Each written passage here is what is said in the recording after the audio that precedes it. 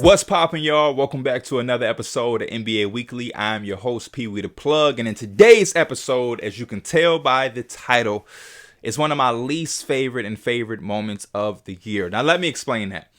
All-Star Weekend, for me, growing up, was always a fun time. It was super fun. We had the dunk contest, three-point contest, all the best exciting players on one court, just very relaxed, nothing too serious. But over the years, and more specifically, when we got introduced to social media and Twitter and everything, and everybody's opinion started to be heard and splattered all over the place, it's become a little bit more chaotic and toxic and serious. And we got snubs and we got fan bases and fans crying. We have, just delusional and stupidity just being, thrown all over the place. Today, we saw the fan voting ballots come out, and we saw, the amount of votes and things. And we got just silly things going on. We got Carmelo Anthony higher than Rudy Gobert. We got Kyrie, who just played his first game, higher than Fred in the East. And it just, those type of things kind of just bother me, because it's like, what are we doing? And I give you an example, too, about another thing that I don't like. I put out a tweet saying, hypothetically, if there's one last spot in the Eastern Conference for an All-Star, and it's between LaMelo and Fred, who would you pick? And what the comments were displaying is that people are so biased and they're so quick to just make no sense. We got people arguing against each other about two players who are deserving. That's the whole point of the tweet. I'm asking you about two guys because it's a close call. So there's really no wrong or right answer. It's just your opinion and what you feel. But yet I got Raptor fans telling LaMelo fans that they're stupid because Fred deserves it more for whatever reason. And then I got LaMelo fans telling Fred fans and Raptor fans that they're stupid because LaMelo deserves it. When it's like, bro, shut up. Both players deserve it. And what we have to understand in the basketball community is this. There's 12 spots from the East and the West, which combined is 24 players.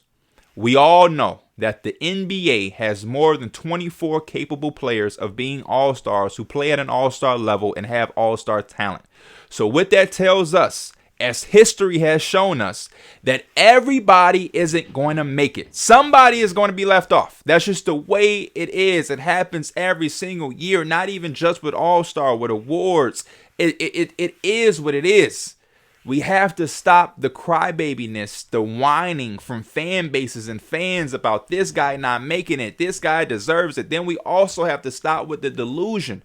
We can't keep pointing fingers at this guy because he's making a case for a guy that actually deserves a spot.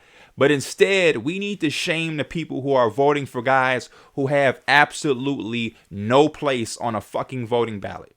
I love Carmelo. He's a Hall of Famer. There is no way in hell his name should ever even appear on a ballot.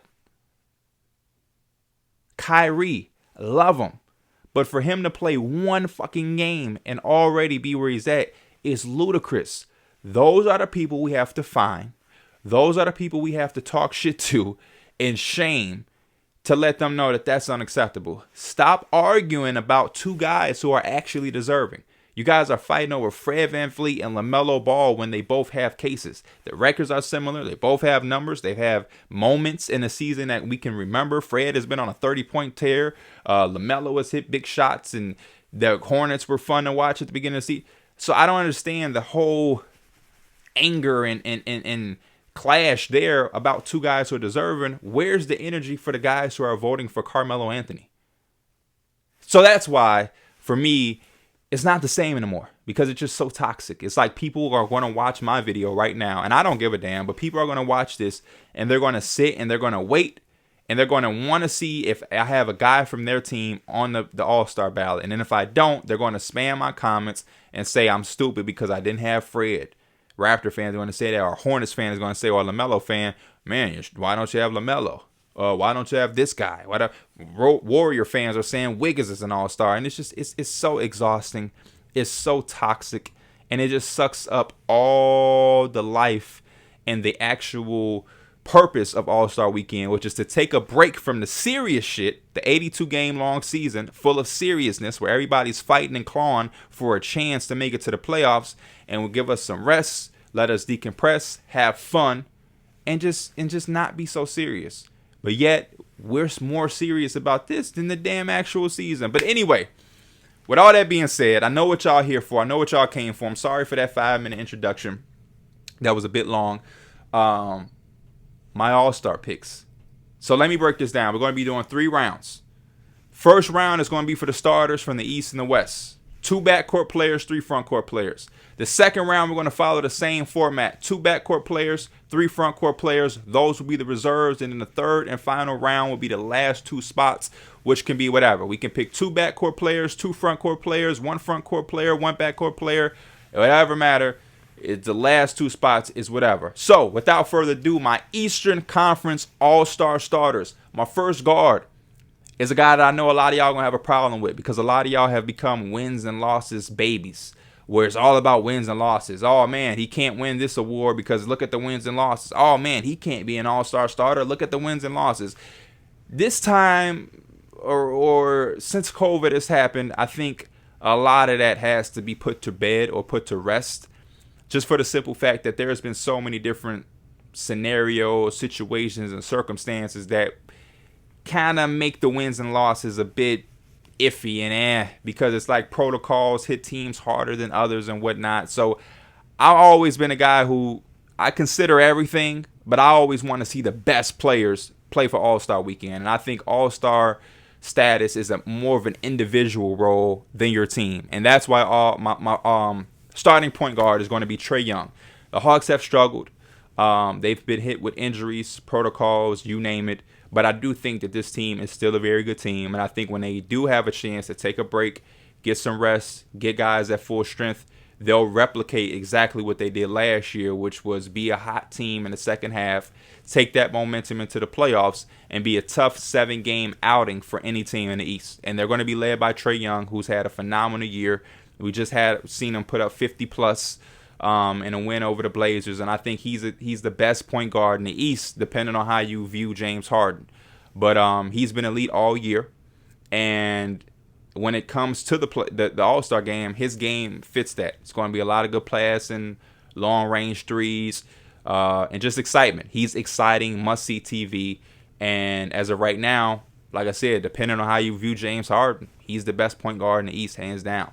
Joining him in the backcourt is a guy that's a little bit of the opposite. His team is having plenty of success. They sit at the top of the Eastern Conference, and that's Demar Derozan, a guy who I made a video a couple days talking about how I'm happy with the decision that he made to go to Chicago and not chase a LA Big Three with Bron and Anthony Davis, or all of the different scenarios that they were putting out there for him to go to, and that he actually followed the Jimmy Butler type blueprint, where he just found a team that was going to use him for what he wanted to be used for. Take a guy and actually put him in position to be the player that he truly is. And the Bulls did that with DeMar DeRozan, giving him spacing, allowing him to take the mid-ranges and be him. And it's paid off for both of them. He's been thrown in MVP conversations. He's an all-star starter, I think, for the most part. The Bulls are number 1 in the East. And he's having a successful season, which is much deserving after the last few years of him spending his time in San Antonio, which is a lower market, a team that didn't have as much success because they were going through a weird youthful transition. So I'm happy to see DeMar back in this position to be looked at as an all-star starter and to have that opportunity to be in that situation after the last few years. Now, the front court, we could fly through these real quick. Kevin Durant, obviously, again, probably is going to be a captain for the Eastern Conference and be selecting his own team. MVP, has kept the Nets at the top of the East all year consistently, even when guys went out with protocol. Obviously, we know the Kyrie situation. He was playing with a bunch of rookies and 10-day guys, and they were still finding ways to get W's. So I think Kevin Durant is easily an all-star starter. Again, Giannis, a guy who just came off a championship, finals MVP. It's going to be weird to hear me say this, but I think he's having an under-the-radar type year. And the reason I say it is because the Nets have been doing their thing, and Kevin Durant has been terrific. Obviously, Steph Curry and the Warriors are back in contention conversation, and he's been putting up MVP numbers. We got the Lakers and the mess that they've been in all year long. I think it's a lot of different situations and storylines that are going on that have kind of quietly took attention off of Giannis and the Bucks as they start to climb back up the East after having a slow start with injuries. And Giannis is quietly having another MVP season. So he's deserving as well. And then my final and fifth all-star starter for the East is the man in the middle, Joelle Embiid, who also is having one of those MVP conversational seasons, with the Philadelphia 76ers still being competitive in the Eastern Conference without Ben Simmons. And hey, you can say whatever you want about Ben Simmons, but he is one of the Philadelphia 76ers best players, and for them to not have traded him or have a replacement for him and to still have seen the success that they've seen thus far, I think speaks volumes to the team, but also to Joel Embiid as a leader, as a player. And he's been consistent all year. He's been healthy. He's been available. And we all know those are the biggest question marks every single year for Joel. And if they can find a way to get a replacement or some type of trade and some type of value back for Ben Simmons to add to what they have, and he can stay available, stay dominant, stay consistent, no telling where this team can end up. But those are my Eastern Conference All-Star starters. Now, we got to pivot and go out west for our all-star starters. My point guard, my first backcourt player, undisputedly, is Steph Curry. Again, like I mentioned when I talked about Giannis, Steph is back into MVP conversation. The Warriors are back in contention conversation. I love when the Warriors are good and one of the best teams because of the brand of basketball they play on both sides of the floor. Team defense powered by team offense, movement, cutting, high IQ, back screens, three-point shooting, up and down. I love it. I love it. I love it. And to see everything that they went through over the last few years as well, since they lost to the Raptors, KD and Iggy and different guys departing and leaving, and then everybody going through this injury roller coaster of Steph missing time, Clay missing time, Dre missing time. They had some lottery picks over the last couple of seasons. They got Iggy back, Steph is back, Dre is back, and still we're expecting Clay to be back, which is only going to make them more dangerous and more scary. So I just love seeing the Warriors have success because they're a homegrown team that plays the right way. They play the right way. And I'm smiling because homegrown, but they wouldn't add a Kevin Durant. That's neither here nor there. To join Steph in the backcourt, it was a bit of a little conversation I had with myself. Moran has been on a tear lately. He's got the Memphis Grizzlies overachieving more than I thought. But I still have to give the nod to Donovan Mitchell. The Utah Jazz guard has led them and has kept them in that same place that they always are, where they're at the top of the West. And people are thinking, do we take them serious? Do we not? I've seen a lot of people turn on the Jazz. And I know they've been disappointing over the last few seasons, but I always tell people, just like the Bucks showed us last year, all it takes is one playoff series or one playoff situation where your stars align and you can get over that hump. They've been dealt a bad couple of hands where teams can expose the Rudy Gobert situation, but hopefully some stars can align for them because I still think that they are an elite team. With his rim protection, Donovan scoring, the drive kick offense with Mike Conley, Bogdanovich, Jordan Clarkson, Joe Ingles, Rudy Gay they added, Hassan Whiteside. I think this team is a lot better than they were last year and are ready to face anything that's thrown at them. And I wouldn't be surprised if they go a lot farther than some people have them going. Front court players, front court starters, LeBron James. Which is, again, why I'm not doing the W's and the L's, win-losses, whatever. LeBron James has been on fire. He's been killing it for the Lakers with all of the shit going on with them. As entertaining as they've been, with every game going down to the wire with them, LeBron, I can say, has been impressive. The 30-point stretch he had, big shots, shooting the three-ball well, Anthony Davis being gone. LeBron has really kept them afloat. And I think they've needed that because they can't afford to fall too far. And I know that they're hoping they can probably make some type of trade deadline move, some buyout market move that could put them in a state of consistency so that they don't have to deal with the play-in again. I know they're just eyeing a situation where they can be 6 or higher because they don't want to have to go through the play-in and stretch the season out any more than they have to do because of the veterans and the age that they have on that team. Joining LeBron in the front court, I have Nikola Jokic. Again, like Joel Embiid, except with more injuries. Jokic has still found a way to make Denver competitive, and it's night and day when he's on the court. I mean, when Jokic is not there, they're literally liable to beat anybody on any given night without MPJ and Jamal Murray. And you take Jokic off the team, and they look like a lottery team. You know, Jokic, if his team was at full health, we might be talking about back-to-back MVPs. The dude is literally living up to the MVP hype that he got last year and the MVP status. So it's easy to make him an all-star starter. And then last but not least, this guy, I really don't know the situation or what's going to happen with this. But Paul George, we haven't seen in like maybe a week or two. I'll say a little bit right before Christmas. He has an elbow injury. Don't know how much of a role that's going to play in the All-Star game, or if he's going to be out, if we're going to have to substitute him. I don't know. The Clippers have dropped a little bit because obviously he's not there. But when he was playing, the Clippers were definitely a lot more better than some people had imagined. And we even had some moments where people were screaming MVPG. So as of now, I'm still going to keep Paul George as an all-star starter because I do remember what he was doing before he got hurt. And hopefully he can be healthy before we get to the all-star game because we still have like a month or so to go. Those are my all-star starters for both sides. I do want to say, before we get to the reserves, when I was doing this and I was filling out my ballot, the front court was very thin. I'm going to just say that. I'm going to say that as we get to the reserves. But now we have the same format for the reserves. 2 backcourt players, 3 front court players. My first guard for the Eastern reserves, Zach Levine. I know he already has a teammate that's an all-star, but the Bulls deserve to have multiple all-stars. And Zach Levine is one of the best guards in the East. Everything I said about DeMar DeRozan, I can kind of say the same for Zach Levine. He's had his moments. He's hit big shots. He's been there, been consistent. They've been one of the best tandems. And I think he's deserving. I think he is another name to put in that young shooting guard class of those guys who I think are going to take over this league now.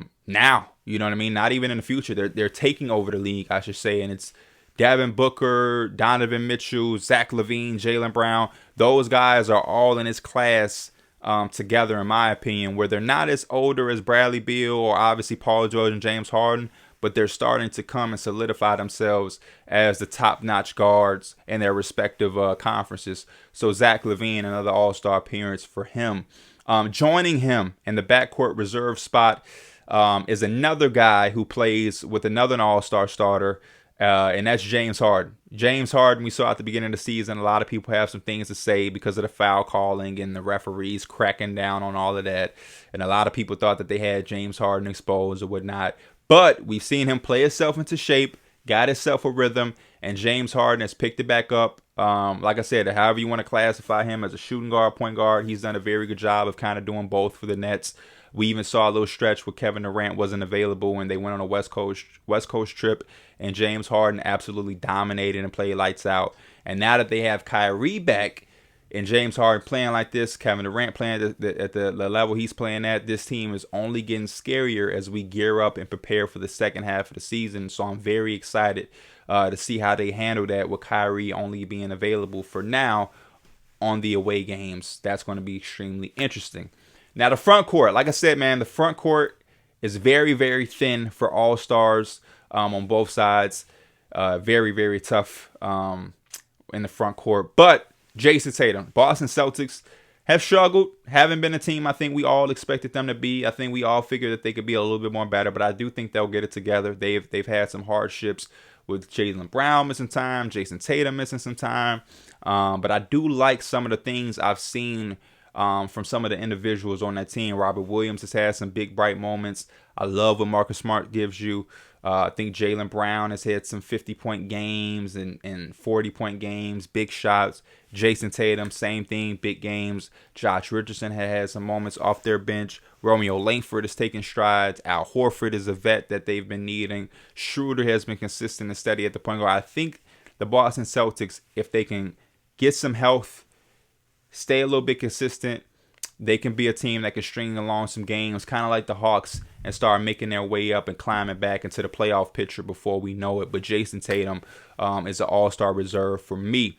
Next to him, I have Jimmy Butler representing the Miami Heat. Jimmy Butler has been consistent all year, being the Jimmy Butler that we expect, leading that Miami Heat, gritty, consistent, and just,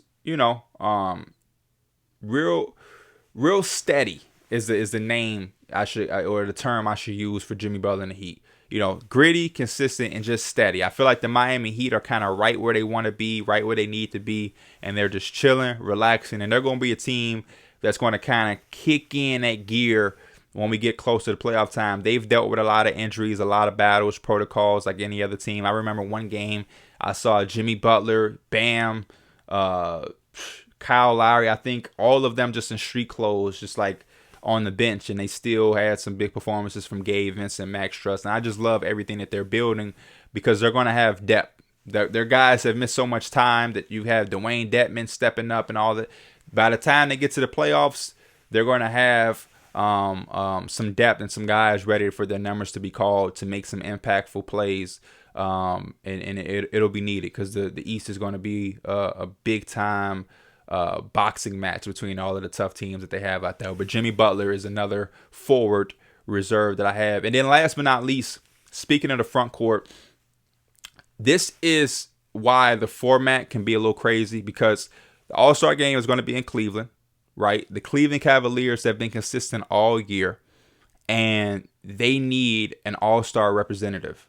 And the way for them to get one is for Jared Allen, right? And Jared Allen is my last reserve for the Eastern Conference because of everything I just said. The Cleveland Cavaliers have been consistent. They've been the Cinderella story this year, and they deserve to have somebody represent them. We can't give them a guard because the guard is just so loaded. Evan Mobley is a young big man. He's a rookie. But Jared Allen is a guy who's been one of the best centers out east, giving them 17 and 10. He's their big money guy.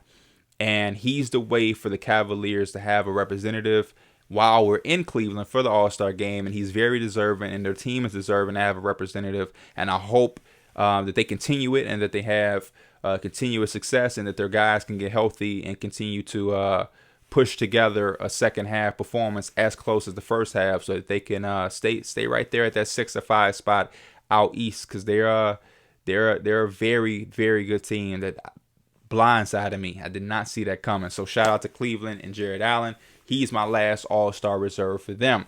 Now out west, again, it's real tricky. Not a lot of spots open. My first guard off the bench for the reserves out west is going to be Devin Booker. I got Devin Booker out west. The Suns have been another consistent team that I think has had a lot more success than I would have predicted. I know that they had the run that they had last year, but I didn't know if they were going to be able to reproduce the same type of success and they have. And I think Devin Booker has been a leading charge in that. Him and Chris Paul is back and forth. Every time it's time to give somebody from the Suns credit, it's always like a boxing match of do you give it to Chris Paul or do you give it to Devin Booker? They just have an overall great team and a good team, and I just feel like when it's time to give credit, you just pick one and you live with it because they're both deserving. But Devin Booker gets the nod for me as an All-Star reserve in the West. Joining him in the backcourt is Ja Morant. No surprise, I already said Ja Morant is a guy who may be a starter for some others. He definitely made it a conversation. The Grizzlies are a team I thought was going to drop out of the playoff hunt. They're like fourth in the West, which says a lot because the West is a dogfight. Ja Morant missed time and they had the same success and kept it up. So, Ja, it's his time. It's Ja's time. He's been one of the best point guards as of recent in the entire league. So I think it's time for him to get that All-Star nod and make some noise. And he's also a guy that's going to be very exciting in the All-Star game. We've seen the type of posters that he tries in-game. So imagine the type of things he's going to do in a less serious, more open court, more free All-Star game. He's going to get people out of their seats and get jaws to drop. So that's exactly what we want to see. So Ja Morant is my last backcourt mate for the reserves. Now for the front court. Again, a guy who has a teammate who's already an all-star starter. But like I said, I love when this team is good because they play basketball the right way, and he's an instrumental key for them. And that's Draymond Green, man. The Warriors' defense has been monstrous all year, and we all know it's because of Draymond Green. And I think he deserves to get an all-star nod because of that. His numbers off the box score isn't going to grab anybody attention. 8, 8, and 8, nothing crazy, nothing fancy, but the instrumental part that he does play to one of the best teams and a team that's been one of the best teams the entire year, it says a lot. And I think it's time to give Draymond Green the attention that he deserves. We even seen Quinn Snyder saying that he should be in the MVP conversation. So shit, definitely should give him an all-star nod. So I have Draymond Green there. Joining him, I have Karl-Anthony Towns. The Timberwolves team I'm rooting for just because they deserve to have some type of success, especially Cat. I love Cat. I love what he's doing this year outside of basketball, just being more vocal, being that leader, and having some swagger and some confidence to himself. And I'm hoping that they can try to snag themselves into a play-in at the least. You know, they've had stretches where they look really, really good as a team. Then they also have stretches where they look really, really bad. We know every single year they go through this injury thing where somebody on their team has to be hurt. Somebody of significance. D'Angelo Russell has to miss 15 games. Towns has to miss time. It's always something. So I'm hoping that they can get some health and they can pull or string together some wins.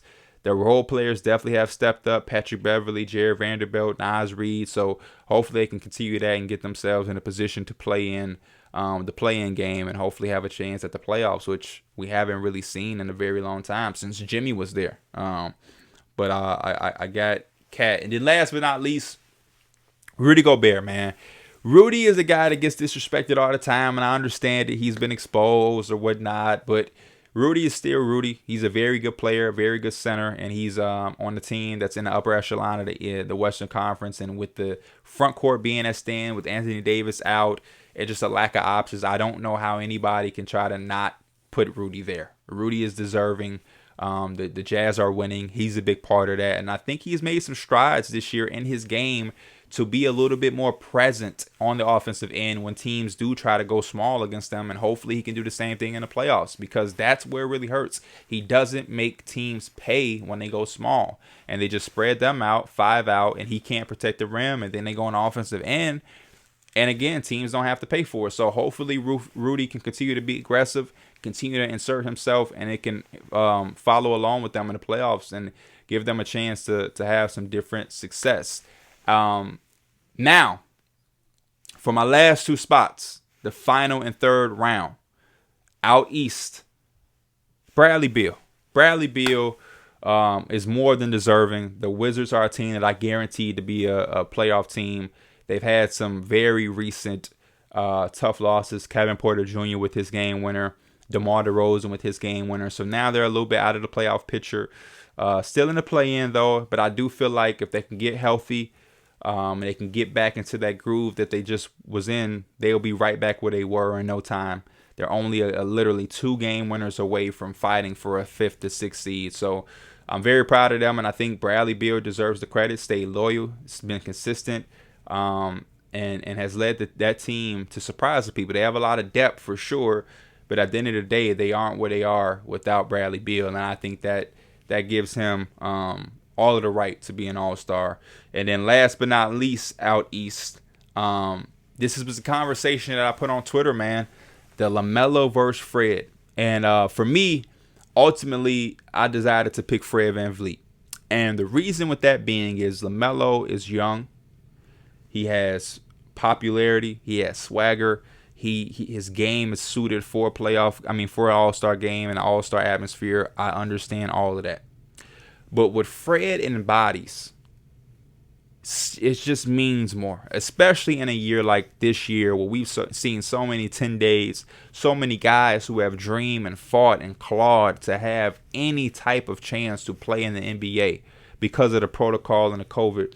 For us to have a chance to crown a guy like Fred VanVleet an all-star after everything he's endured, from being undrafted, having to be in the G League finals, fighting just to be in a rotation or to make the team, then to fight to be in a rotation, being a backup, fighting to be a starter, then being a starter and being a champion to getting a big contract, and now living up to the contract and producing and giving this young Toronto team a chance to even make the playoffs.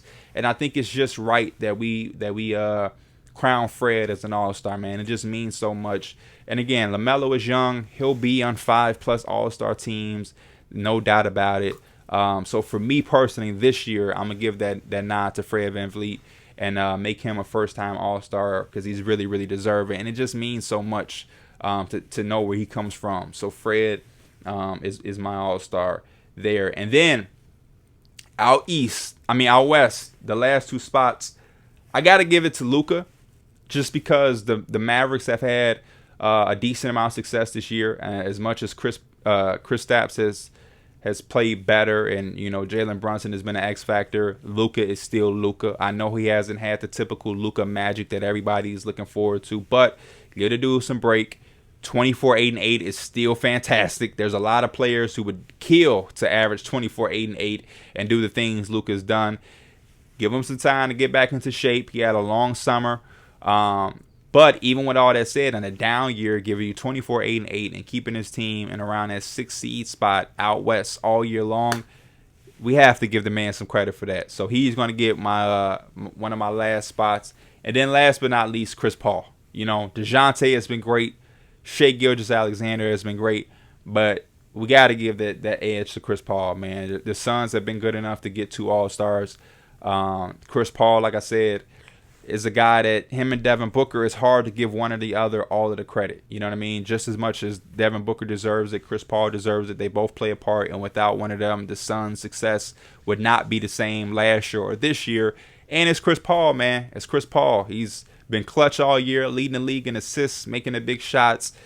And we're only going to have a few more of these where he and LeBron can even be considered. So to give him another chance and another opportunity just feels right. Damien Lillard is a guy who isn't going to make it this year for my ballot. I just don't think the Trailblazers have been good. I think they have been disappointing. They've had as many excuses as any other team, but he's been disappointing. I know he's been hurt, so let him rest and let him get his health together. But it just hasn't been a good year for Dame or Portland. 24-7 just doesn't impress me from a number standpoint. I know he can do that. But we haven't even had the typical Dame moments. No, big shots or all that. It ain't feeling like a Damian Lillard All-Star year, and it doesn't feel like the Trailblazers deserve an All-Star. Same with the Pelicans. As much as I love Brandon Ingram and what he's been doing, the Pelicans they just haven't had any moments and any vibe of like All-Star, and that's what it is for me. It's not just success. It's not just numbers based. I take a little bit of everything in consideration: the moments, the numbers, the impact. And I feel like there's been guys who've done that more. Honestly, I don't think DeJounte has the same numbers as Dame, but his moments have been brighter. Shai has had some of the best moments. He's hit some big shots and putting up numbers. His team ain't had that much success, but his team ain't really that far from Portland. What is Portland? 1 game above the Thunder? So I don't know. It's a lot. It's tough. It's tough. But like I said earlier, somebody's not going to make it. And in my ballot, it's going to be Dame, Ingram, Porzingis not going to make it. Maybe Porzingis can get in if Paul George isn't healthy enough. And then out east, it's just tough to give the Darius Garlands of the world a chance because that backcourt, it's a lot going on, man. It's a lot of those guys. And then with the front court, it's not a lot of options. Jeremy Grant, guys like that. I'm not sure. John Collins, they're just not all-stars this year. And it makes it tough because if there was a way for other guys to have both, then you can see a Jaylen Brown maybe sneak in. But the format does hurt some guys. Because there's a lot of good guards. And because of that, like I said, a Jaylen Brown won't be able to sneak in versus if he was a forward, he could. You know what I mean? Same with Garland. It's going to be tough for Garland to make all-star games because look at the guards he have to go against. Zach Levine, Bradley Beal, Trae Young, DeMar DeRozan, James Harden. That's a lot. And this is a year where Kyrie hasn't even been here. So imagine if Kyrie was there. It's tough. But that's the fun part about it. I know a lot of y'all disagree. Don't feel free to hold off. I want to hear all y'all opinions. I want to hear y'all teams, who you have. What's your starters? What's your reserve? Break it down in the same way that I did at 3 rounds and give me all type of opinions and feedback that you agree or disagree with. As always, I appreciate you guys. If you are new, don't feel free or don't be scared. I said that wrong. Don't be scared and feel free to hit that subscribe button. As always, I am Pee Wee the Plug, and I will see you guys next time. I'm out. Peace.